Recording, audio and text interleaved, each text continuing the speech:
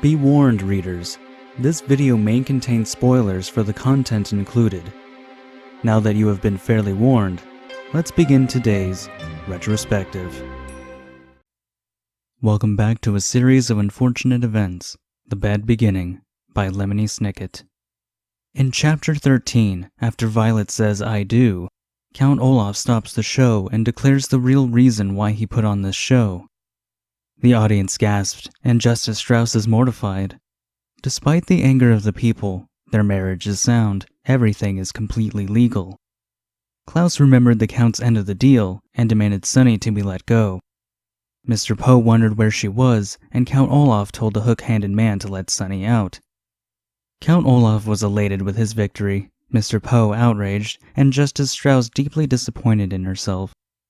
However, Violet announces that the marriage might not be legally binding. Violet must sign in her own hand in order for the marriage to be legal. She is right-handed, but she signed the document with her left. Thus, the wedding is null and void. Justice Strauss had the final word, and said that Violet is correct. The crowd and the children were very happy that the Count didn't win after all. But, the Count tried to force Violet to sign it correctly by threatening to drop Sunny once more. To his dismay and everyone else's delight, Sunny was already let go and came crawling to her siblings. Count Olaf then said that the orphans were still his children. Mr. Poe and Justice Strauss then say that his parenting rights will be taken away, not only because he tried to steal the fortune with this dastardly ploy, but because he put a baby in life-threatening danger. The people demanded that Count Olaf be thrown in jail, and Justice Strauss offered to adopt the children.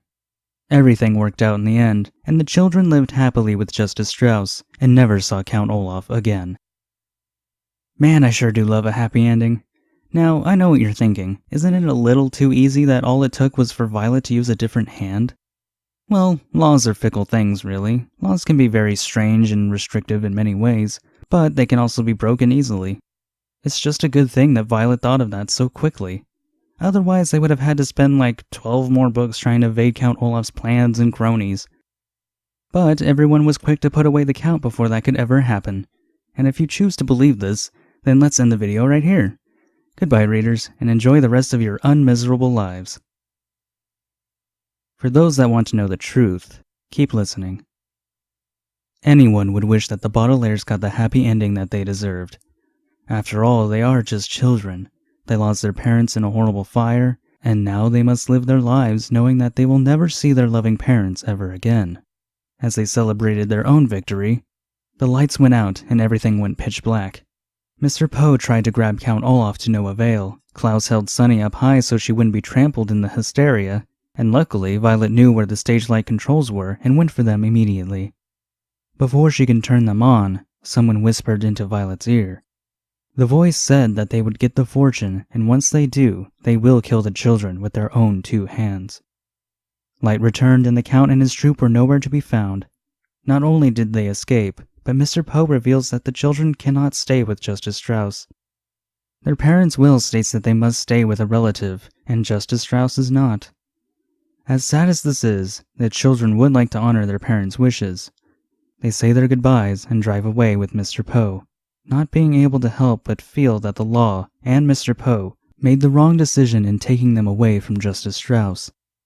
The future is now uncertain for Violet, Klaus, and Sunny Baudelaire. So there we have it, the true ending. Lemony Snicket promised that the Baudelaires would live a very unfortunate life, and Daniel Handler made it so. And it is unfortunate that these children couldn't get the happy ending that they wanted. But that just means we have a lot more amazing books to read. It has been over a decade since I started this series.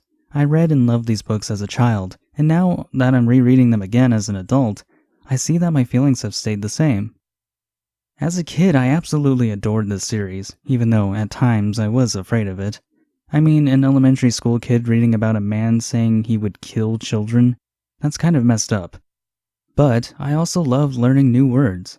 This series taught me most of my vocabulary today, and as an adult I am relearning some of those words. I guess the only flaw is that Count Olaf should have just kept his mouth shut. In his hubris, he failed by announcing his victory and revealing his plan. Seriously, why would you ever do that? Just finish the show and let everyone go home. No, you just had to let the whole world know what the deal was. Obviously, I didn't want him to succeed, but if you ever have a plan, don't ever announce that you have one, because that's when you lose. Overall, this has been a wonderful experience. Sure, there are parts that might not make sense a little, but those parts keep the story going, and it is a good story. Sad, but greatly entertaining. Unbelievable, but this book offers a unique sense of style that I'm not sure many writers can have. As soon as the story starts, you know exactly how it's going to go without feeling like you see everything coming. And there's no fluff, no filler that keeps the story from proceeding. I feel like a lot of books just throw stuff in there to add length, but it ruins the flow in my opinion. From start to finish, the story goes, and from moment to moment, things are happening so the plot can move forward. If there's anything that would be considered filler, Handler simply summarizes it and moves on. That's actually a good way to use tell and not show, because showing that stuff would be pointless. Like when the children stayed with Mr. Poe, we didn't see every moment with them. We got a summary in one scene with the family, and you know how unfavorable life would be there for the children. We didn't have to see every single chore the children did, just knowing what the house was like and the first moments with the Count, we know how gross and miserable it must have been for them. Sometimes not showing and simply telling just works better, especially for a series like this. It keeps a child's attention and doesn't waste an adult's time. Yeah, I would have liked to have known more about what their parents were like, but if anything, they'd probably be just like the children. They would be a combined version of talented, unique, headstrong, while coupled with being loving parents. There's value in letting your audience paint a picture for themselves. And in retrospect, I actually really like that he doesn't say too much about the parents. We can learn more about them in the future or have our own version of them in our heads. Maybe that's the point. There's a perfect blend of show, don't tell, and vice versa. It's a writing style that inspired me in how I write. Right now, I feel like whatever I work on, I feel like I'm moving too fast. And now I know why, because that's the style I read as a kid.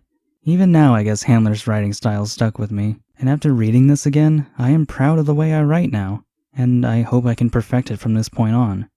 I'm glad to know that even though I'm older, I still appreciate this book and enjoy reading it and feel inspired by it.